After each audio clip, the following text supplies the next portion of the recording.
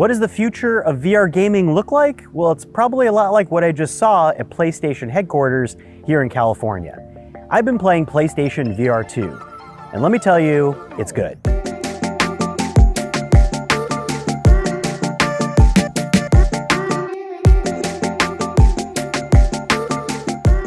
PlayStation VR2 is coming in 2023, and PlayStation already had a VR headset that came out in 2016.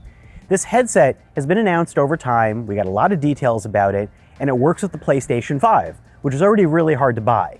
But the headset takes advantage of the PlayStation 5 graphics and adds a whole new bunch of things to, after 4 games playing it, basically adds up to the headset that I would have loved back in 2016 with a few extra things. Now keep in mind, PlayStation VR2 is not a standalone headset, so anyone who's used the Oculus Quest / MetaQuest, where you're fully moving around with no tether, this needs to be tethered with a USB-C cable back to the PlayStation 5, similar to PC gaming. But there are some advantages here you may not be aware of. Number one, the graphics are really good. Based on the handful of demos I've seen so far, it looks extremely vivid.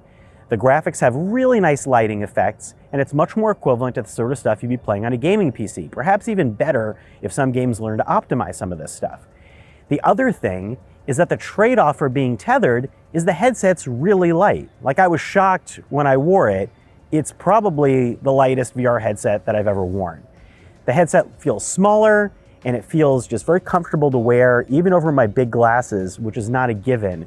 And it has, similar to the PlayStation VR, these kind of like rubber things that drop down over your glasses, keep you protected, but you move the headset in and out to adjust, so it's not like a pair of goggles that you're pushing right against your eyes. PlayStation VR2 does not use a camera connected to your TV. Instead, it's got built-in cameras for tracking, and it also is able to show pass-through. So that's something that's similar to what the Quest does. It can scan your environment, including kind of meshing out obstacles, and it draws a barrier around what your play space is, which you can then alter with a tool to paint it. Again, similar to what Oculus Quest and other VR headsets already do. The other thing this does is has additional adjustments for your eyes to change eye distance. It also has something that no other mainstream VR headset has had at this point, eye tracking. Eye tracking is calibrated with this cool little tool that they showed where you blink your eyes and are able to look around and calibrate the eye thing, and it works automatically.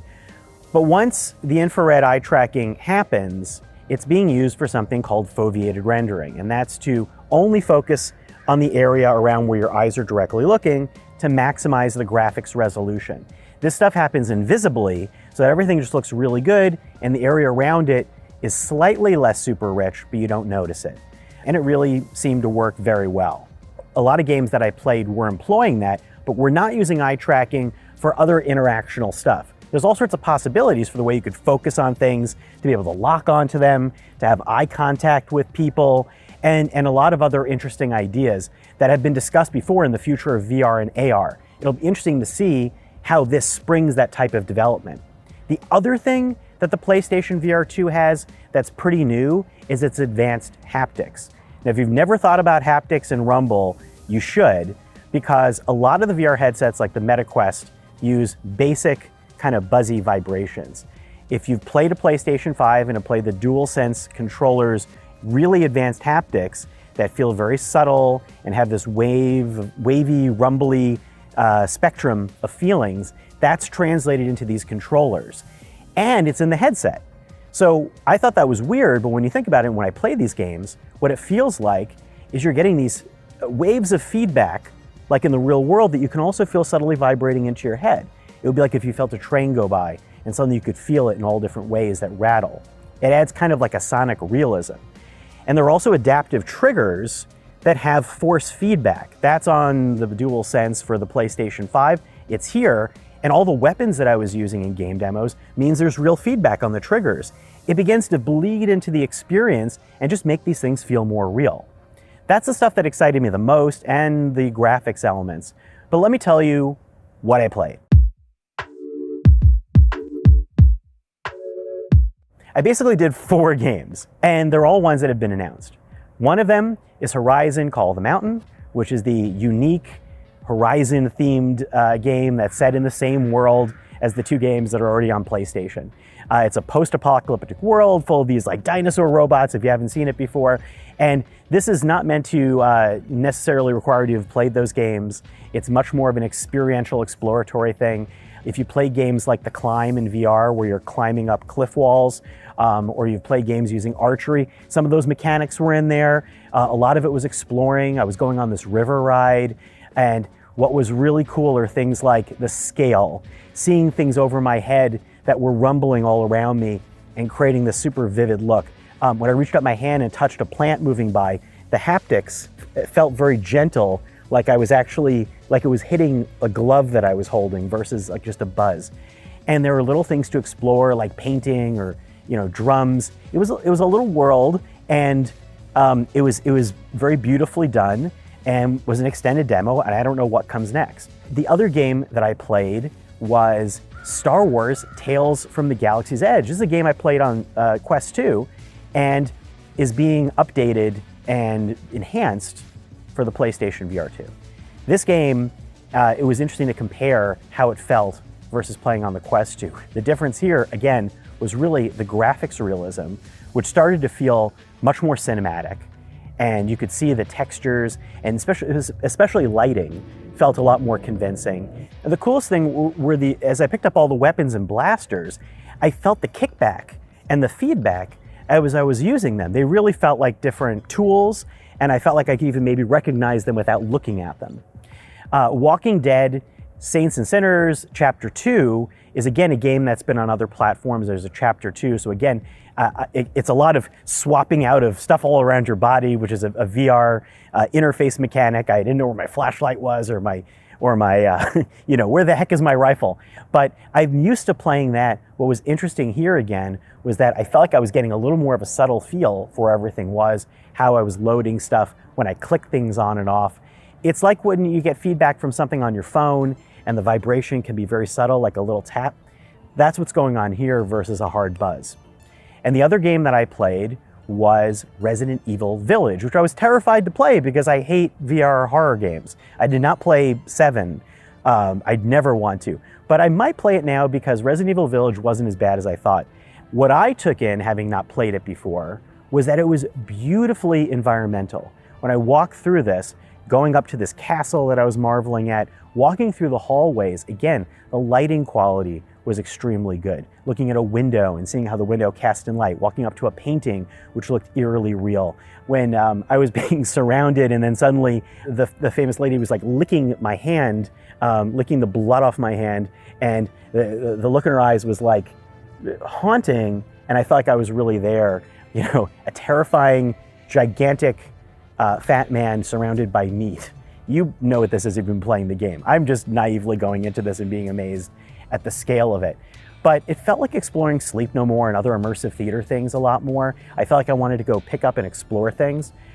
Sometimes when I played these games, and this is very early on, in the PlayStation headquarters, sometimes the tracking, had to reorient, which is something that happens on a lot of VR headsets. Sometimes the visual and haptic realism were so good that I was like even more bit thrown. But I'm sure some of that, as we get closer, will be worked out. I'm curious to see. But the feeling of that haptics and the graphics realism were good enough that I'm really curious to see what comes next. A lot of these games were ports. And will we see a new generation of games come out that really make the most of this? Unreal Engine 5 has promised all sorts of visual realism that will be some sort of like blend with what cinema and games start to intertwine with. And I was talking with ILMX Lab about that, and about how the future of making these games could start to get really, really strange.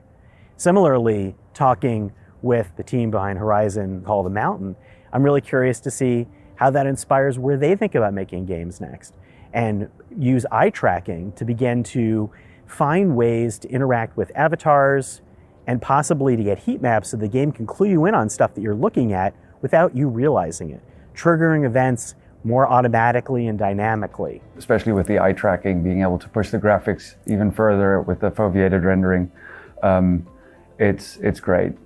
Some other cool things I liked about the headset is that I wore the Pulse over-ear spatial audio headphones, but you can plug in any headphones, including earbuds, and there's a crazy little earbud holder that's built into the side of these things. That's like genius, and you just pop them in and pull them back out. I'm curious to use that, but I remember the previous PlayStation VR, they'd kind of dangle. And I feel like the whole package of this is a lot easier to plug in. I didn't do the setup myself, but the fact that it's one cable and lightweight could really change how easy this is to use. I know with the original PlayStation VR, I kind of began to abandon it because it had a lot of breakout box stuff. It had that camera. There were just a lot of things to set up. This is really a one cable plug-in solution, even though it does need to be tethered. And the Sense controllers, let me just reiterate, Sony's never had its own dedicated controllers for VR. You had to use those old PlayStation Move controllers or use, the DualShock. The fact that these controllers are finally finished in a way that feels really great is wonderful. Two particular things I like: the weighting of them feels lighter because the way the ring is moved back on the hand, I felt like my hands could kind of float.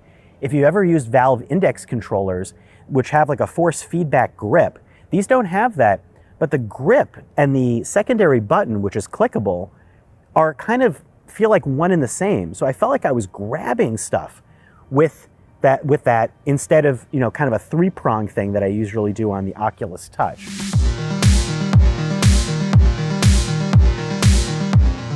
PlayStation VR 2, we just don't know when it's coming out, and we don't know how much it's going to cost. We do know it's coming in 2023, which is not now, this is 2022, but it's going to be something to look forward to that's definitely happening next year. And at that point, there may be other types of competition. Will there be a Quest 3 at that point? Could there be other headsets that emerge? What about Apple's expected headset? 2023 could be where a lot of stuff is happening in VR. Thank you for watching, and if you have questions about the PlayStation VR 2, are you interested? Do you play VR a lot? Put them in the comments below. Make sure to like and subscribe, and thank you for watching.